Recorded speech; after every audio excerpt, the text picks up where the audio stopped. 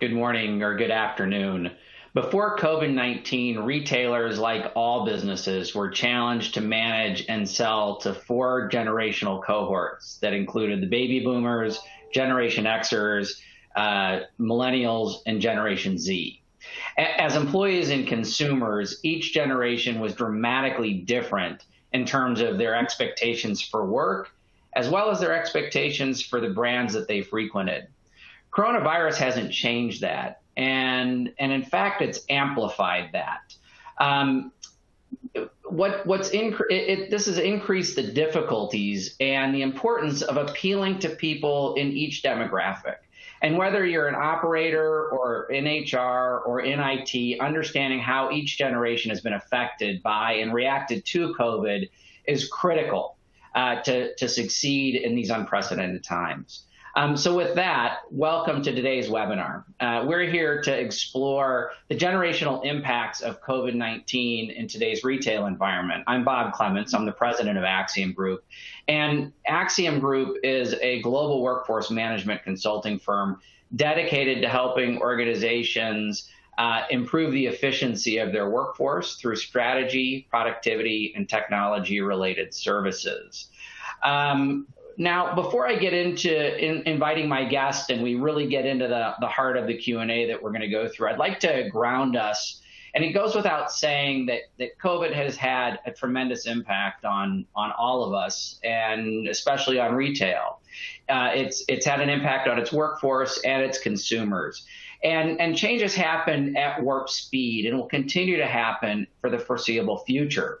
So to help our clients navigate that uncertain road ahead, we've provided a workforce management roadmap that helps kind of provide us with a structure, a way to think about it. And it all starts with reopening. And when I think about reopening, it's not necessarily did you as a retailer reopen.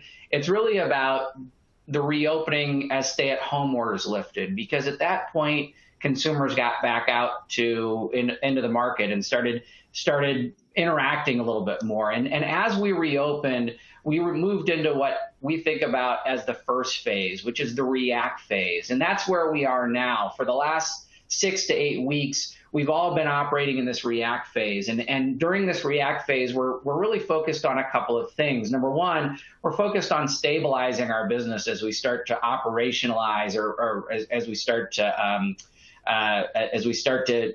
respond and react to the changing consumer and the changing workplace. It also gives us an opportunity to learn as we start thinking about what comes next. And what comes next is our refocus phase. And in a retail perspective, refocus is really an opportunity for us to operationalize those processes that we implemented during the during the react phase and evolve our business as the dynamic changes, as we're dealing with, potentially new shutdowns and new reopenings wherever we are. It also is an opportunity for us to refocus on our business as we strive to really get to make up for lost ground and to make holiday as strong as possible.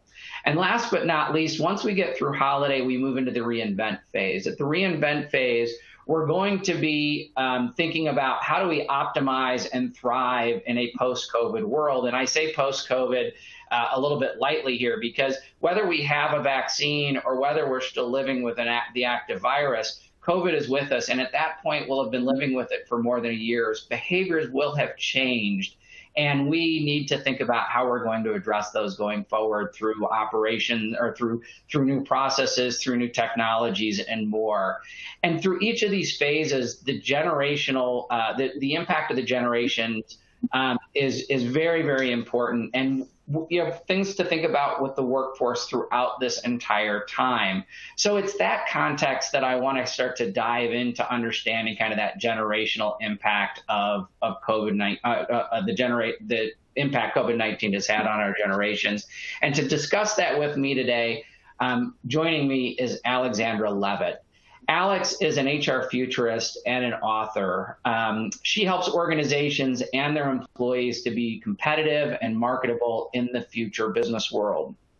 Her research focuses on the future of work, on technology adoption, on the millennial generation, gender differences and biases, as well as the skills gap.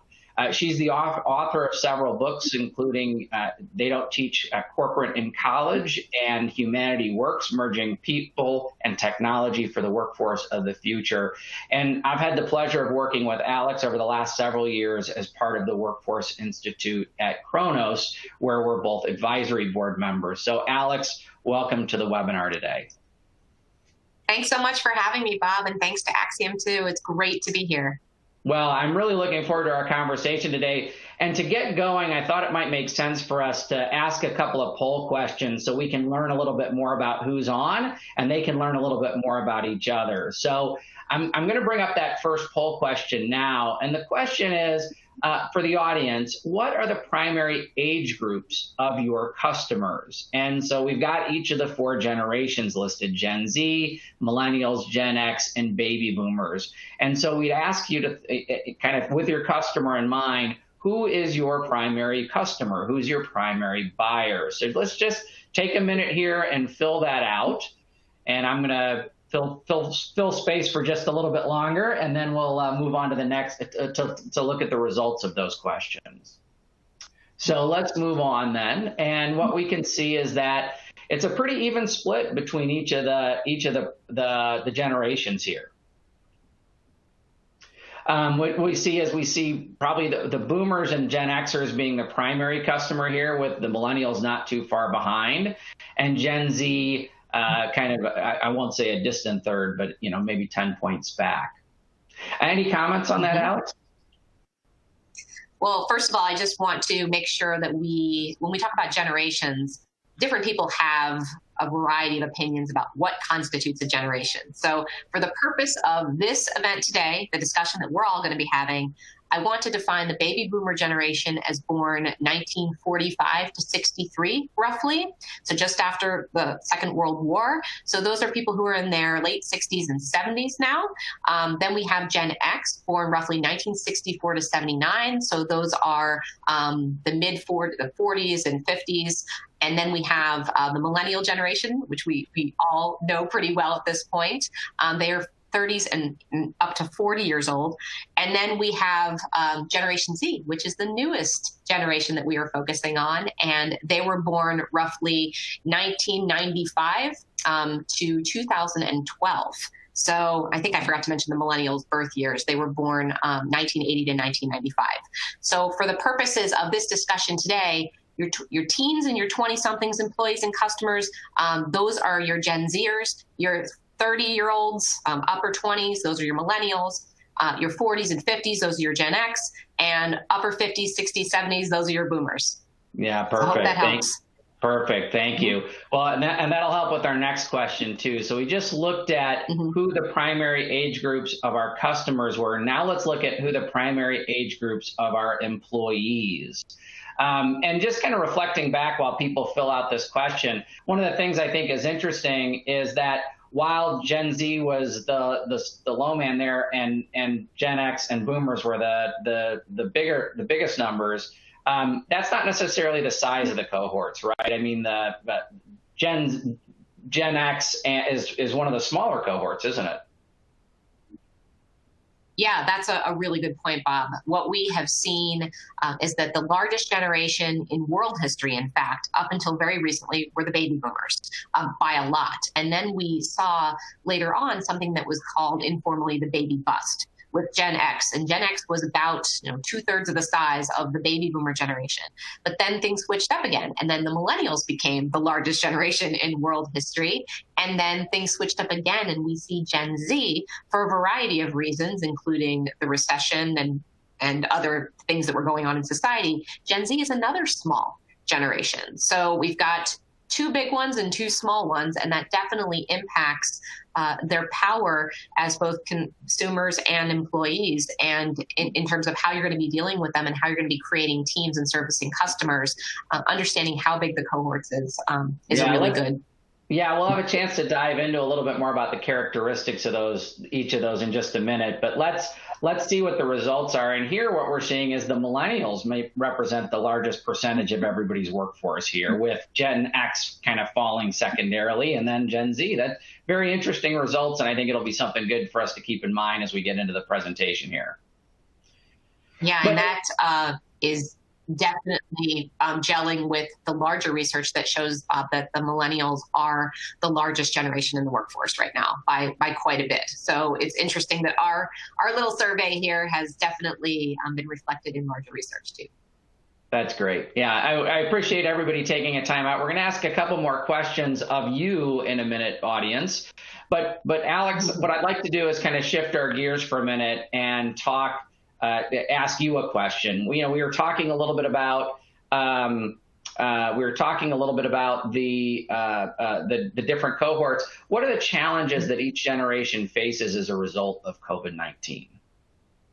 Well, this is one of my favorite things to talk about. And before I get started, I just want to let everybody know that I am fully aware that when we talk generations, we are talking generalizations. And everything that I say about a generation isn't going to be true for every individual, every customer, every employee. But just keep in mind that when I talk through these trends, they are trends that tend to be true from a research perspective. So more often than not, it is the case. And also the trends that I'm going to be talking through tend to be relevant on a global scale. So the research that I draw from is not just research that comes out of the US, but it's research that has been done across the globe. And we find surprising differences and similarities, but I'm mostly going to be focusing on the similarities across different cultures. So that's just something, whenever I talk about generations, I want to start with that. So with that, let's talk about the baby boomers, the most seasoned individuals that we're going to be discussing today. As I mentioned, they were born roughly 1945 to 63, and they were raised in a very traditional environment. So the typical gender roles that most of us have grown up with, they were very much cemented in the baby boomers. The baby boomers developed shopping habits that were very much based on being in the store, going and looking for what you wanted.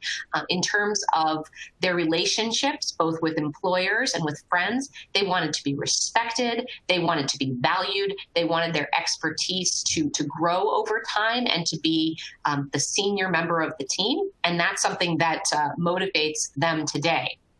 Now, the boomers have kind of two challenges as a result of COVID. The first challenge involves the fact that they weren't able to retire or stop working as soon as they would have liked. And this is mainly not due to COVID, but due to the 2008 recession. They lost a lot of savings, and so many of them are working longer than they wanted to. But then there's another cohort of baby boomers who really don't have to work, but they want to. Maybe they've tried their hand at retirement and they're bored. So they go back and maybe they work part-time, maybe they're in an advisory role, maybe they do something just in your facility, in your store, just because they like it. And so in both cases, we see boomers needing to work. And because the boomers are the ones who are the most susceptible to COVID-19, the sanitization practices and the safety protocols that we're going to be talking about throughout the course of today's session are going to become increasingly important. So the next generation is Generation X. As we mentioned, they are born roughly 1964 to 79. They are the smallest generation in world history, very, very tiny in comparison to the millennials or the boomers. Probably not surprisingly, you might have heard this before, but Xers were raised kind of on their own. They learned to be very self-reliant. They were the ones to pioneer the idea that you could take a skill somewhere else. You didn't necessarily have to stick with an employer if you didn't like them. They kind of threw the notion of loyalty out the window. They were also the first to do that from a shopping perspective as customers. If they didn't like what a brand was doing, they would just move on, whereas the boomers would have that loyalty. The Xers were like, no, I think I'm going to try something else. The Xers are in a very challenging situation right now because the Xers are facing what we call the sandwich. And the sandwich is this kind of metaphor. So the Xers is the meat, and they are smashed between having to care for actual children, that might be young, adult children, and then they've got aging parents as well. So all of these people need to be receiving extra attention from the Xer as a result of COVID-19. So they are stressed. By far, they are the most stressed out generation. They are trying to take care of everyone.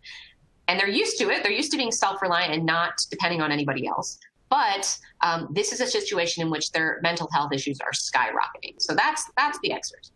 The millennials tended to be my area of expertise over the last several years. Everyone wanted to know what was going on with the millennials.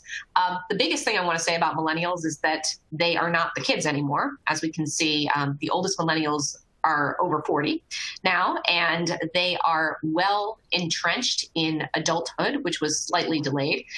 The millennials were raised, as some of us know, in a very child-centric kind of environment. They grew up believing they could do anything, be anything, have anything they wanted. And as a result, they, as customers and as employees, they have kind of come into the world and said, you know, this is how things are going to be. And they've shaken things up quite a bit. Now, with COVID, what we see is kind of the second big problem that millennials have faced. As they were coming of age during the financial crisis, they had a delayed start to their adulthood. And then as a result of COVID, they're finding themselves looking at even greater financial peril. And so the big message about millennials these days is not about entitlement. It's not about, oh my gosh, you know, they're going to take over the world. It's about poverty. The millennials are the first generation that will not do better than their parents. They will do worse. And so for that reason, we really have to be supportive of them from both a customer and employee perspective. And then finally, Bob, we're getting to Gen Z. Last but not least, Gen Z, born 1995 or 96, depending on who you ask, to 2012. So they are the teens, they are your college hires, the people who are working on their breaks, they are your young 20-somethings. And this generation is the first group where we would call them digital natives, meaning they grew up from infancy with technology.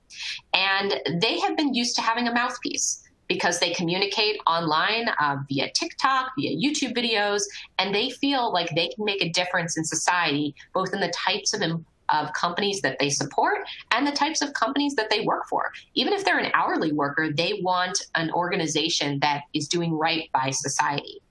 And Gen Z is quite vocal. They're also quite independent. So it's been interesting to see them grapple with online learning. They've definitely done a fantastic job and much better than any other generation would have, because they are accustomed to what we call hack schooling. They want to know something, whether it's personal or professional or education, they'll go out and they'll figure it out. They'll take an online course. They'll ask their friends online. They don't wait for a teacher to explain to them something. They have very, very extreme curiosity, and they're very innovative as well. Now, Gen Z is not perfect. I hate to end on kind of a troublesome note, but Gen Z's primary challenge as a result of COVID, not only the delayed adulthood, which is going to be a factor, but their interpersonal skills were already a challenge before they were forced to do everything online. And that is going to continue to be something that they struggle with. And the less they can engage in person, the poorer those skills are going to develop. It's nothing inherently wrong with this generation. It's just experience. And COVID-19, unfortunately, has made it so we don't have to solve problems, resolve conflicts in person anymore. We just do everything online. And of course, attention span, when they're not forced to sit and do a task for an hour that it might take, and they can kind of switch from one thing to another. That's another thing that they struggle with. And I see COVID-19 amplifying some of these problems. So hopefully, Bob, that gives you and our audience today a quick overview of some of the traits that define the generations, as well as some of their unique challenges as a result of the pandemic that is still going on today. That's fantastic. Thank you. As an Xer myself with boomer parents and kids that are Generation Z, I completely appreciate it. And as a manager of those of every cohort, I appreciate what you're saying too. So thanks for that. The next question we're going to get into is about how are the spending habits of shoppers evolving for each generation. And before you jump in to answer that question, I'd like to kick off the next couple of poll questions so we can see some of the things that the audience thinks in this context. And then we will we'll get back into our dialogue a little bit as well. So for the next question, I'd like to ask our audience, have you tried to make work more? I realize we just talked about, we just asked about spending habits, but we're going to get into the employees as well. But have you tried to make work more appealing for each generation of associates since COVID-19? And so there's four questions or four responses, and please check any of them that apply to you. So, maybe you've adjusted recruiting methods, or maybe you've offered different duties or roles from the store. Maybe we've made changes to the way that you schedule your associates, or maybe you haven't made any changes at all, or very few changes. So please take just a minute and give us your responses, and let's start to see what our audience has said. Again, it's a very spread, distributed response here. Mm-hmm. What jumps out to me is we've made changes to the way that we schedule our associates, and that's something that we've heard quite a bit from our customers as they've had to deal with. In some cases, bringing people back to work if they've been shut down. And in other cases where you might be a grocer, you stayed open this entire time, and it literally has been, high traffic like the holidays every day since the pandemic started. That to me is interesting. I also think it's interesting that almost 40% of the people said that they haven't, or 40% of the responses said that they haven't made much change. Mm-hmm. Yeah. And I'm curious to see how that will evolve as reopening starts to happen in earnest. I mean, depending on where in the world you are, some organizations might not be open at all. So there would be nothing to change necessarily if you've been closed. And if you've been open, you are doing things differently today than you'll be doing them tomorrow. So it'll be very interesting if we do another webinar in a couple months and ask the same question if we get a different. Curious. Yeah, for sure. For sure. Well, let's move on to the second poll question then, which is, how has your approach to onboarding, training, and managing each generation changed since COVID-19? And again, please select all of them that apply. So you've changed the way that you've done onboarding, you've changed the way that you do training, you've changed your managerial processes, or last but not least, again, you haven't changed much at all. So give it just a second here and let's record your responses. And why don't we go ahead and take a look at what our audience had to say. And in this case, interestingly, it jumps out at me that there is no managerial change to this. And 50% of the people said we've changed some training and we haven't changed much. Really, really interesting to me. Mm-hmm. That's a very, very high number. We've changed our training processes. And I suspect if we dig deeper here, it's mostly due to we need to make sure people are safe.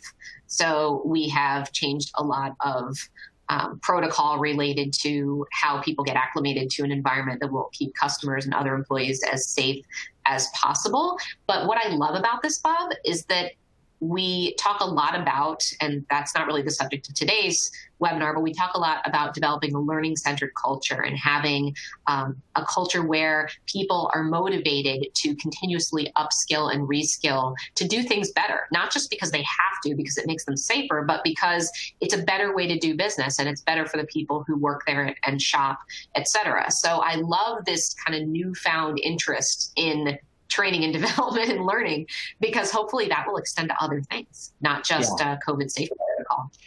Well, and what we've seen from a training perspective is that you're right. Health and safety becomes really important. It used to be that if I had somebody onboarding, I'd bring them into the store, I'd get them the training that they needed, and get them onto the floor as quickly as possible. But now with COVID, I'm actually limited in terms of how many people, severely limited in some cases, with how many people I can have in the store at the same time. And so I may need to train them in off hours, or I may need to provide them some sort of an e-learning or remote training, which we haven't done a lot with hourly employees in the past. And then last but not least, I think that then what we're training them on, we have a whole new set of processes that we need to think about. And whether that's how do we clean the store, how do we manage customers, whatever it might be, variety of different training as a result of COVID. Now, let's kind of continue on this thread of the employee question. We'll come back to the consumer here in a minute.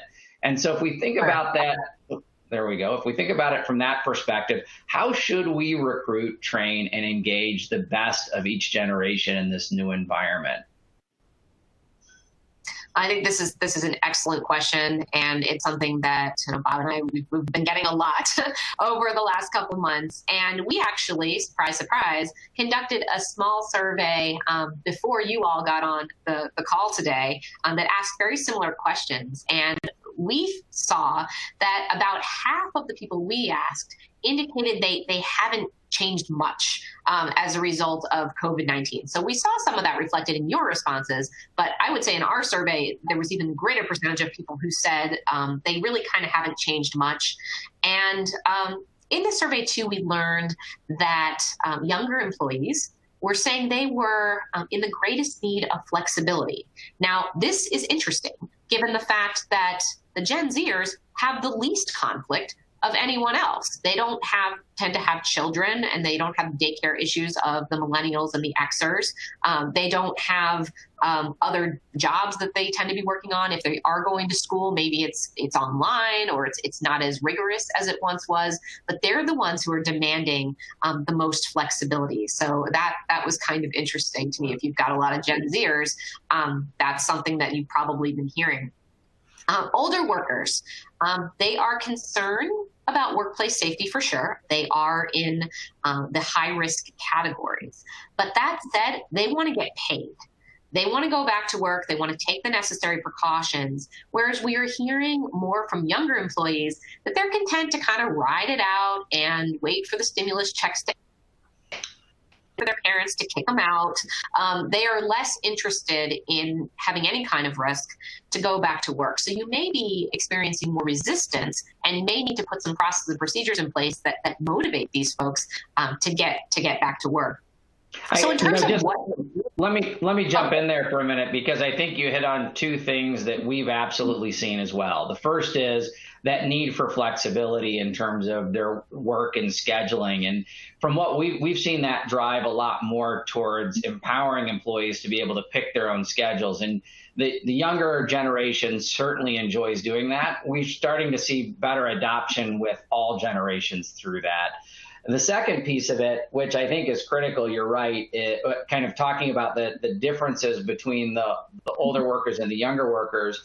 You're right. The older workers seem to want to get back to work. I think I'm not sure if that's they want to get out of the house, or if they want to, if it becomes the money becomes an issue.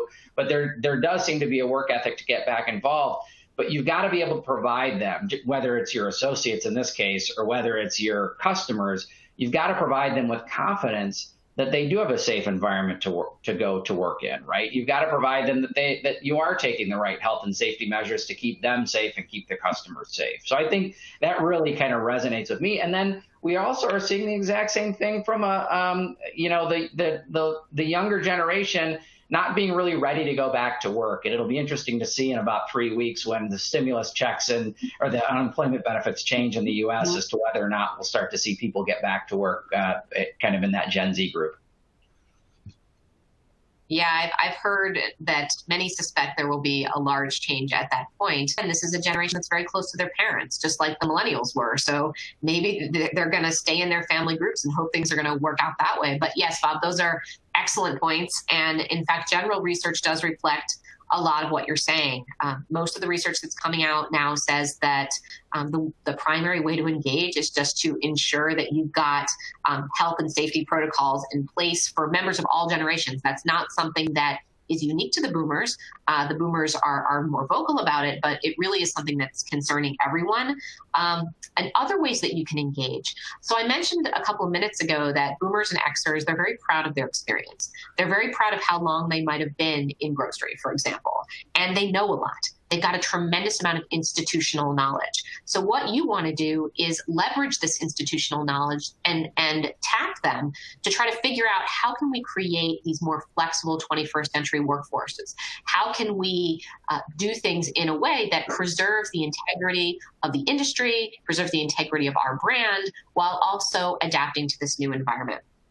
Caring for your younger Xers and your millennial employees holistically, understanding that their job is part of their larger life, and their larger life is extremely difficult right now. So showing that you care about them as just someone who's going to, do the old time clock, very, very, very critical. And then Gen Z has a very interesting bent. Many of them are, doing hourly jobs because they're young, but they actually go into these types of jobs more interested in actually pursuing a career with your organization than prior generations of hourly workers. So think about ways that you can engage and you can train them. A lot of people mentioned in an earlier poll question that they were introducing people to different roles within the store. And that is fantastic. That's exactly what you want to be doing. You want to be giving your Gen Zers opportunities to see what else can they do? How else can they add value? How can they use kind of their unique sense of technology and how that works and how it might benefit your customers? How can they help in that way? And that is a great way to engage them, because you never know. We always think of hourly employees as being people who are just kind of in and out.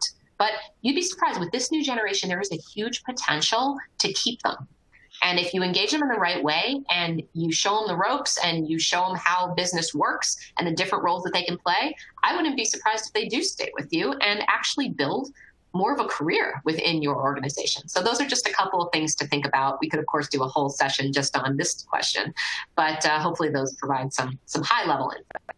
Well, yeah, those are some great insights. I really, really appreciate it. Let's go back to that consumer question for a minute. So let me go jump back here. So if we now put our consumer hat back on, how are the spending habits of shoppers changing within each generation?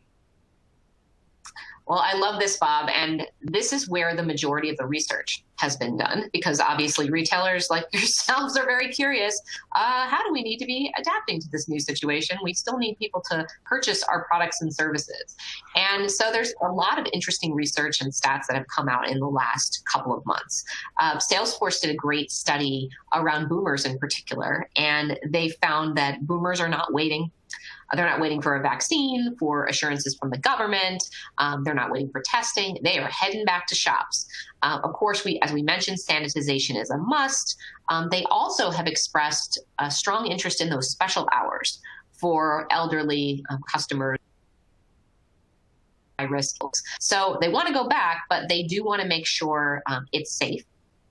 Now, when it comes to generations at large, so not just the boomers, but when we look at kind of customers as an aggregate group, there is a lack of confidence. People want to do it, but they are real nervous about it. And so what we're saying is that a bulk of consumers, and specifically the recent research shows that it's about half of shoppers are going back to stores. They're shopping for clothing even, but they are doing things that reflect more what we call contactless browsing. So they are not going into dressing rooms. When they go to a mall, the malls are slowly reopening. We see that across multiple countries right now. They are being really responsive to temperature checks as you go into a store. Limiting customers to a square footage when they sit down in a food court. For example, that's something that people are relatively comfortable with. They're not really balking at that too much. Same thing with the use of restrooms, where you might have to wait a little bit longer because there's social distancing in place. People are actually pretty comfortable with that, it looks like, at the moment. And we also see that the returns situation is changing quite a bit. Gen X leads with this. Gen Xers, they want to reduce the amount of merchandise that they return as much as possible. So that means that they are using online mechanisms to review reports that a certain product is good or bad, pictures of the product, videos of the product, so that they can get the items, the right items the first time. And then they are very comforted by knowledge from stores and retailers that if an item has been returned and it's been handled, it's been quarantined for 24 hours. So if they pick it up, they don't have to worry that somebody else has recently touched it. So those are some things that are evolving. The only other thing I guess I want to mention is millennials and Gen Zers to a certain extent. The millennials, by and large, and this is also reflective in the Salesforce survey. They are preferring the contactless delivery that we are seeing a lot. Baby boomers like that a little bit less. So about 80% of millennials would prefer to have contactless delivery. Only about 48% of boomers feel the same. And millennials also, they're really into the contactless payments. I don't want to touch you. I don't want to give you cash. I don't want my hand gracing your hand. The boomers are less, they're less worried about that, primarily because they've never truly gotten the hang of, I think, contactless delivery or contactless payments. But it has increased since COVID. And I'll just close with a wonderful stat from NRF that showed just how much the boomers' lives have changed as a result of COVID. About half of the boomers have said they are shopping online much more as a result of the pandemic, but 82% prior to March used to do the bulk of their purchases offline. And to me, this was a surprising one, Bob. I don't know if that surprises you, but I thought even the boomers would be into online shopping more than that. But this COVID situation has really increased the degree to which the boomers have moved their lives online. And so I think that's something that's really important. Yes, they are excited to get back to the stores, but they are also very much willing to do it the other way now, whereas before nothing could really make them do it, short of not being able to go into a physical store. And so yeah, well, I think that short of not being able to go in the physical store was the big driver behind boomers adopting more online purchasing, because they just couldn't go to, their local apparel store to get what they needed. They instead had to order that online. And I think that, based on what we've seen anecdotally, they've been less likely to embrace things like click and collect or delivery from the grocery store that the younger generations have. I think there is a level of comfort with the technology that millennials and Gen Z has, and even Gen Xers have, that kind of the bigger percentage of the population of the boomers it's not there. They don't trust it enough yet, which sounds maybe silly to some of us, but I think there's a natural lack of comfort there. I also think that what we've seen as well is that while we're talking about kind of very clear demographic or generational divides here, there's almost kind of regional flavors of this as well, right? Which is what we've seen is that if I'm in a more rural setting, I may be more comfortable than my counterpart in a more urban setting with certain things, or vice versa.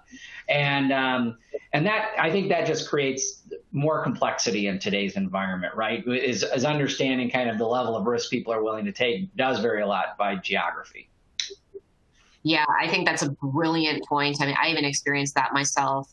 I live in Chicago, but I spent some time in Michigan over the last month, and it was like night and day in terms of how people were handling things. And there would be certain government regulations in place, but whether people adhered to them or not was completely cultural. It was completely local. And when I would ask people, they would say, well, there's just not that many people around here, so we don't need to worry about being on top of each other and transmitting a virus. So I think there's something to be said for that. And what that means, and unfortunately, this is a little bit of a tall order for those of you who are international retailers, but you've got to have that localized approach and make sure you're communicating very actively with your local managers to find out what is the best strategy for making your customers feel comfortable, because that's going to vary depending on, even 70 miles away, which is where I was. I was 70 miles from Chicago, and it was like I was on a different planet where COVID was not a thing. So I think that that is something that I'm so glad you brought that up, because that's something that we cannot discount. And even if things are done at the country level, it doesn't necessarily mean that it's going to be implemented on the local level. Mm-hmm. Mm-hmm. I think that we had a very similar, we talked a little bit about this in one of our Retail Responds webinar, which for the audience, if you haven't seen these webinars before, you can find them at retailresponds.com. But we talked about that need to manage locally, right? You can set a global policy, but you also need to recognize how the local community is being affected by COVID to kind of navigate everybody's unique culture, for lack of a better word. Yeah. Anyway, let's move on to our next question here, and let me bring that question up here. So what are the most surprising COVID-related behaviors that we're seeing? That's okay, because I can actually piggyback. I forgot to talk about Gen Z on the last question, but it actually is. It's somewhat surprising as well what we have learned about Gen Z and their shopping behavior. I didn't know how it was going to go down, virtual products and services.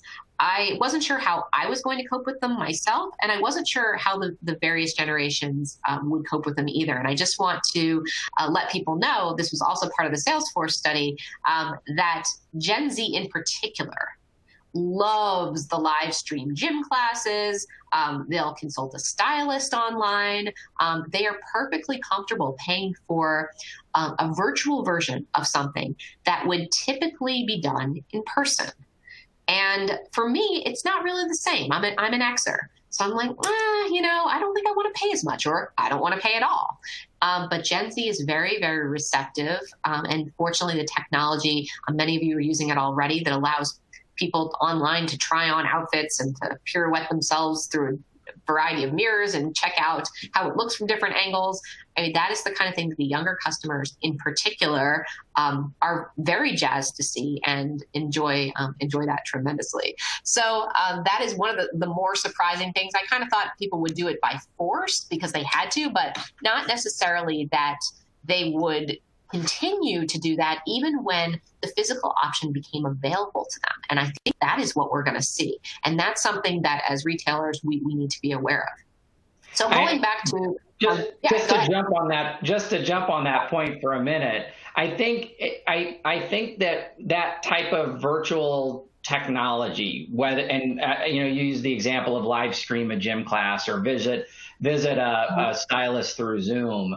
Right now, as we've come out of the stay-at-home orders and as we've gotten kind of past reopen, we're seeing kind of anecdotal trials of that type of technology more and more with retailers, right? I think that we saw services jump on it very quickly, and we're starting to see things like I could shop for jewelry through a virtual environment. I could have somebody take me through a showroom of furniture through a virtual environment.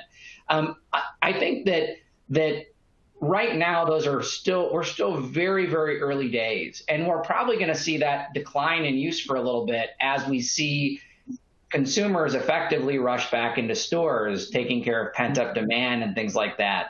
But as we continue to live with COVID, I think that retailers really have an opportunity to embrace that type of technology, not just as something to manage through a stay-at-home, but something that really can change the way that they interact with their customers and provide a very different experience, as we move into that reinvent phase I talked about in the roadmap in the future. And I kind of liken it to click and collect, right? For grocers prior to, or frankly, even for specialty retailers. Prior to COVID, click and collect was a relatively small percentage of what so many grocers did. And doing curbside pickup was unheard of from a specialty retailer perspective. But then all of a sudden, we've seen this explosion as consumers do more click and collect or do more curbside pickup. And I don't think that's going to go away. I think what we'll see is growth, especially as we get into the future. And that's going to be a challenge to keep on top of from a retailer perspective, providing the different choices based on who your consumer is. Yeah, and I think, Bob, that's a great example of how you just need to be constantly attending events like this and learning what's happening in real time, because it's going to be one of those things where what we discussed today might not be applicable in your industry or for your type of facility in 2 months. It's just a matter of where's the wind going to blow. And so you just have to kind of be on top of it. And this buy online, pick up in store thing has absolutely exploded. It kind of reminds me of video conferencing, how video conferencing was around, it was available, but nobody was really doing it. It just never really caught on until there was a necessity for it. And the buy online, pick up in store seems to be kind of similar. I also see something surprising where a lot more of the younger people, so the younger millennials and the Gen Zers, are doing a lot more social media purchasing. that's something, I don't know if I saw that coming. It's kind of like, it's a hybrid of that to that. They use it for all kinds of things, but using it as their primary vehicle for shopping, I think I didn't necessarily expect that, but that's been increasing enormously. And then the final thing I want to share with respect to surprising COVID-related behaviors is brand loyalty, around brand loyalty and the use of Amazon specifically. When we look at the research behind this, we see that about half of all generations have tried a new brand during COVID-19. And what is the reason for that? Well, their standard brand, the brand they liked, was either unavailable or it took too long to get. And the younger generations were the most likely to lose patience with this and try something new completely. And Amazon had a policy where they were delaying shipment of non-essential goods for a while. And as a result of that, many, many people in all generations moved away from Amazon as their primary vehicle for shopping. And when they were forced to kind of navigate these new channels, employers and stores responded with these pop-up distribution centers that would provide a more flexible, a more cost-effective solutions to people who needed whatever they needed, whether it was essential or not, in a very short period of time. So what we're seeing here is just that consumers in many cases are saying, let's just cut out the middleman. Let's buy directly from the brand itself if that's going to be easier. Most people at this point, a majority, would rather shop on a brand's website than a marketplace website. And so considering the pervasiveness of channels like Amazon, I think this is a very, very important trend for retailers to be aware of, because it means that rather than divesting in your e-commerce and your online presence, because either you think that you're going to go back to the physical locations, or you think that Amazon has just swallowed you.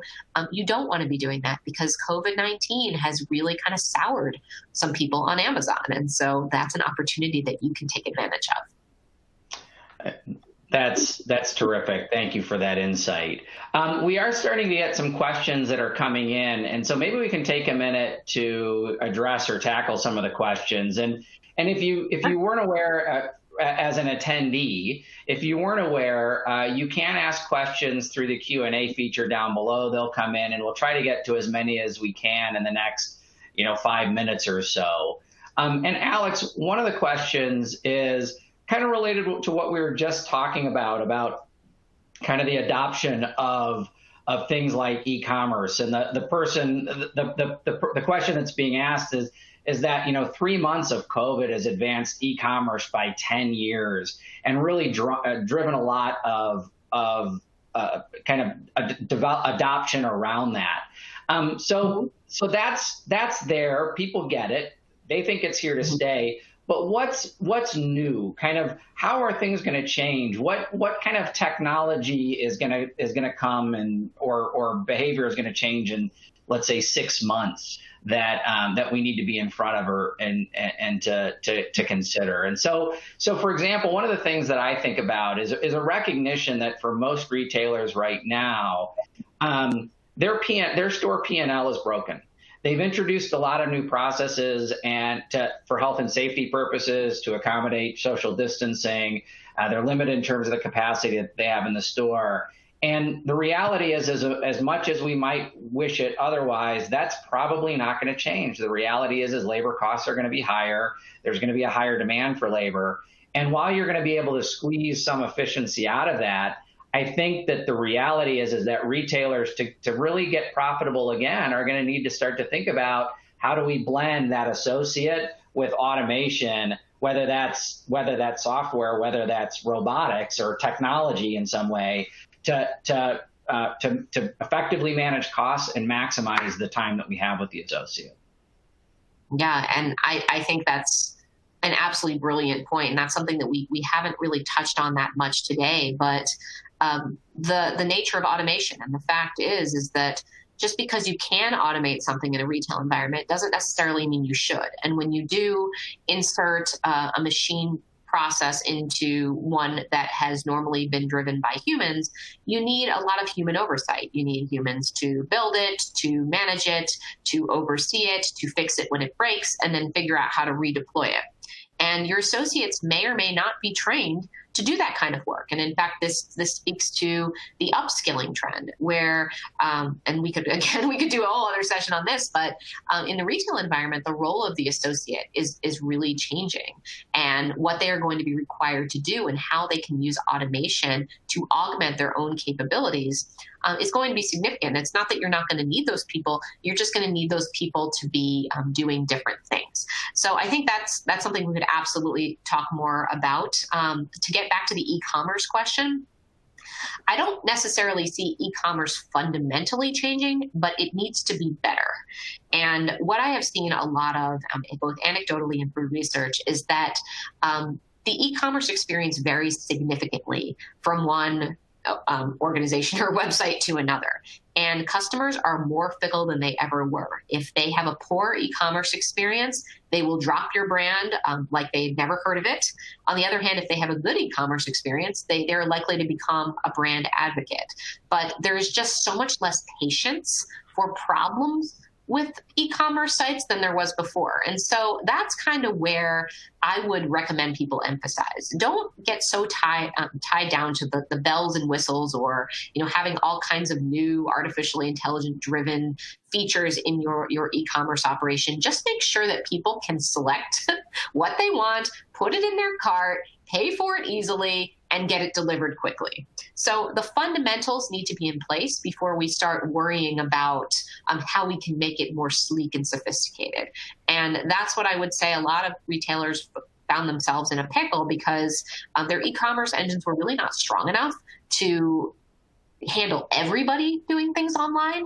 And that's really what you need to fix, because we don't know what the next wave of this is going to be. So if you were thinking, well, I better invest in e-commerce, but no, never mind, we're going to reopen our physical locations, we don't have to do that, I would strongly recommend rethinking that. It's a great question. I think that is a great point, and something that I've talked to some of our customers about as well. And again, if we think about where we sit today, which is where we're currently reacting to reopening as we get ready to ramp up and refocus on the holiday season, the reality is that we don't have a lot of time and we don't have a lot of budget to implement new technology or to drive new automation in. What we can do, though, is take better advantage of what we have today. It's as we get further out into the future, as we think about the reinvent phase, that's where I think we can really start to think about how do we take our game to the next level through some of this, some new automation and some new technology. And I do think that the idea of, whether it's virtualized selling or remote selling, I think that becomes something that becomes very, very real for a much broader set of retailers, both now and then far into the future. Now, let me ask you another question here. Are there, and again, this is from our audience, are there any kind of tools or solutions that work well to engage employees, especially during COVID? And are there generational differences we need to consider when giving them technology or giving them a solution or technology? Well, that's a great question. And first of all, I do think that there are generational differences with the boomers and even some of the older Xers. You are going to need to have a lot more of a process in place for training people on new technology. You cannot just give it to them and assume that they're going to figure it out. You're going to probably run into some resistance to using that, and they don't understand, why can't we just do things the way we've always done them? It's worked fine. That is something that's going to need to be addressed. So it just needs to be more of a regimented process and more of a gradual process for implementing new technologies. The younger you get, the more people are able to kind of figure it out on the fly, but you shouldn't necessarily assume that just because someone is younger that they got this automatic comfort with technology. And so what I would recommend to people kind of as a general best practice, and this doesn't matter really whether you're a retailer or in another industry, but I would recommend that you focus, have some sort of concerted effort on developing what I call applied technology skills in your workforce. So that means that you don't need to become an IT professional. You don't need to know how to build an application or code from scratch. But what you do need to know is what type of automation, what type of software, what type of machine learning is available in your field, in your role, to streamline work and make the customer experience better. And every employee, regardless of whether they're an hourly associate or otherwise, needs to kind of have their finger on the pulse of what other organizations that are similar are doing in this space, what's working, what's not working. If there's a new technology in place in the store, for example, is it glitching all the time? Is it causing more harm than good? And they need to be able to ascertain, size up the situation, and then report back to the manager why this isn't working. How can we do it better? How can we fix it? So as I kind of alluded to before, this is a whole new skill set for a lot of associates. And I would say across the board, we, from somebody who just started an hourly job who might be 15 years old to the oldest boomer who might have been in the industry for 50 years. We all need to work on figuring out what is the technology we have at our disposal and how can it be best utilized. And so that would be the biggest thing I would focus on. Keeping in mind that, of course, there are some generational differences where boomers are going to be a little bit more resistant. The younger generations will probably be a little bit more comfortable by and large. Yeah. And I think one of those technologies that are at our disposal is this device. It's the mobile phone. And it's one of those things that a lot of times we downplay, oh, not everybody has access to it. That's not true. Like the vast majority, 95% of people in a developed country are going to have access to a mobile phone, and most of those are going to have access to a smartphone. So when I think about how do we engage people regardless of generation, now generations may need different training on it, being able to connect with them through the phone is powerful. And we've seen a number of solutions that not only allow you to communicate, but to do other things like allow somebody to take a health assessment before they show up to work so that you know that they aren't experiencing COVID-related symptoms and things like that. So I think, the mobile phone technology and leveraging tools like WorkJam and Shift and Branch become a really powerful idea, especially in a world where we need to be remote so much of the time. Yeah, no, I think so. And it struck me, Bob, when you mentioned the word developed, because I think of the smartphone or a phone being accessible even in non-developed nations. I think it's, fair enough. It's kind of if you're going to have anything, you would rather have a phone than like basically anything else except for like food and shelter. You're going to choose to have a phone. So that is an absolutely accurate point. And communicating and offering training and offering frequent messaging through the phone and giving people an opportunity for a two-way dialogue, both on the employee and the customer side, I think is critical. And you can pretty much guarantee that that person is at least going to have access. Whereas trainings that have to be taken on a computer, laptop or something, that's a little bit more complicated. But when it comes to new technologies, we're looking more in the retail space in virtual and augmented reality, how associates can really enhance the experience of both themselves and their learning and their customers. This is stuff that when we look at it, we want to make sure that you don't need, for example, a virtual reality headset, because that's going to be a little harder to come by in many cases. But if you can do something on the phone that can replicate a little bit the experience that you're trying to offer with greater technology, then it's probably a wise move.